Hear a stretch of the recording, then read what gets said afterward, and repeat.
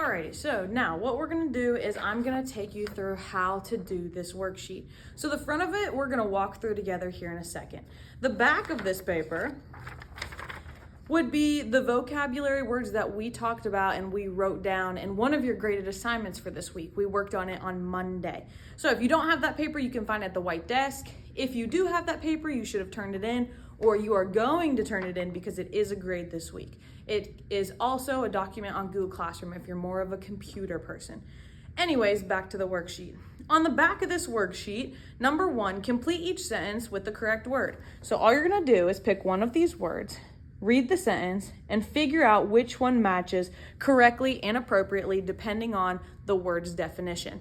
For part 2, number 2, you'll pick 3 of the words from above and use them in your own sentence. So it doesn't matter which words up here you choose, you just have to pick 3 and then you use them in your own sentence. So it would be really cool when you do that, you underline the vocab word or you kind of go over it again so it's bold and it's easier for me to see. Now let's go through the front of this paper together. All right, now we're gonna go through this worksheet and do one of these together so that you know exactly how I want this done. In order to do this, we're gonna have to cite textual evidence. So we're gonna need this worksheet that we've been working on all week. If you turned it in like you were supposed to the other day, the sub will be handing those back to you guys so that you obviously had these. If you don't get one back or you lost yours, just ask for an extra because, like I said, we need textual evidence for this worksheet. So we will need this information. So here we go. We're actually gonna do number 2 for our example for reasons you don't really need to know. But let's just look at number 2. From the details in Uncle Marcos, what do you infer motivates Uncle Marcos to undertake the flying machine project? Well, first we need to figure out what the heck does this word even mean? What do we infer? What's an inference? Those are the same word. It means an educated guess. So basically, after you've read this story, what do you think and how do you know that? So we're gonna infer or take a wild guess as to why Uncle Marcos went on this flying machine project trip. Remember, he comes back with a big box full of all these different parts and he builds this giant mechanical bird thing. He flies away to the mountains. So why did he do that? Why do we think he did that? Well, when we go into our text, let's first find where in the story he talks about him finding this, all these parts and building this bird. It would be right here. That's the main part of him building the bird and talking about what it looks like.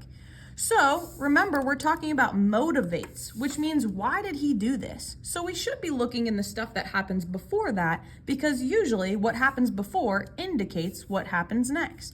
So right before that, he's talking about Antonita.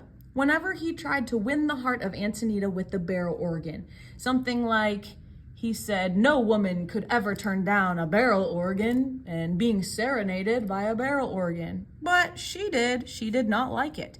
So she said no, and then she quickly married someone else and leaves the country. I think that Marcos went on this big trip to build this big bird because he was embarrassed about how Antonita turned him down and went and married someone else.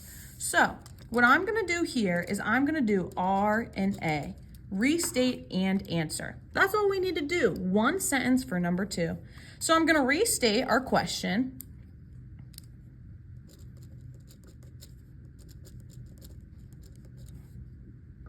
Uncle Marcos was motivated to undertake the flying machine project. That's our restated question. So now we need to answer it because he was embarrassed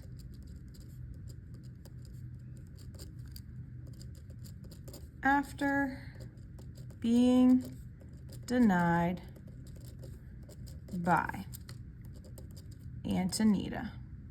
Now, I don't really know how to spell Antonita, so I went back in my text and I went to find her name and I looked up how to spell it. That's a little trick for if you ever forget how to spell something. You can always look around and usually you can find a word that has the same sounds, so an example, or that exact word that you're looking to figure out how to spell. So that's just a little trick for the future. All right, we have our answer for 2A. We restated and answered. Uncle Marcos was motivated to undertake the flying machine project because he was embarrassed after being denied by Antonita.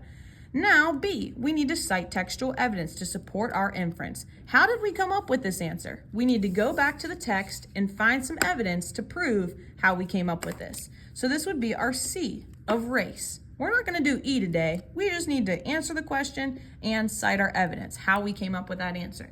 So we're going to go back to the text and find a line that proves that Uncle Marcos, was denied by Antonita and also embarrassed by this. I'm going to use Antonita makes it clear she has no interest in Marcos. That's a one-liner that's super easy and totally proves what we have here. So I'm going to start this out with saying the text states, you always want to start cited evidence with some kind of word phrase that is in your own words. You can't just have a quote by itself because that's called floating quote. You need to introduce the quote. So you could say in the story, you could say the text states, or you could note the author's name. So Isabel tells us blah, blah, blah, blah. But the text states is usually the go-to. It's just the easiest to remember.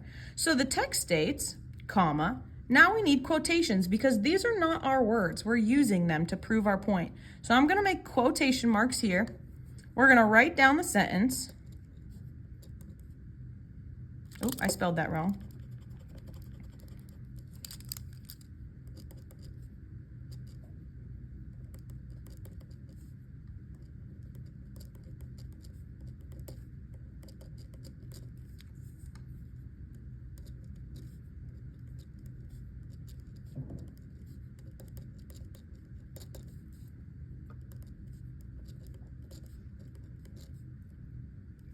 Oop, that's actually not what I'm supposed to do. All right, so we're done writing the sentence. We need to finish us off with end quotes. We need to put the page number we found it on, which would be page 1. Close those parentheses and then a period at the end. The period goes after everything. You want to make sure the reader knows that we found this quote on page 1 and 1 goes with this sentence here. Periods are used to finish things off. So you don't want the period until the end of everything. So you would do the same thing up here. For number 1, you would use R and A, restate the question and answer it using your own words. And then for B, you would find C, your textual evidence. And you would organize it exactly like this. The text states blah, blah, blah, blah, blah. Page number, period.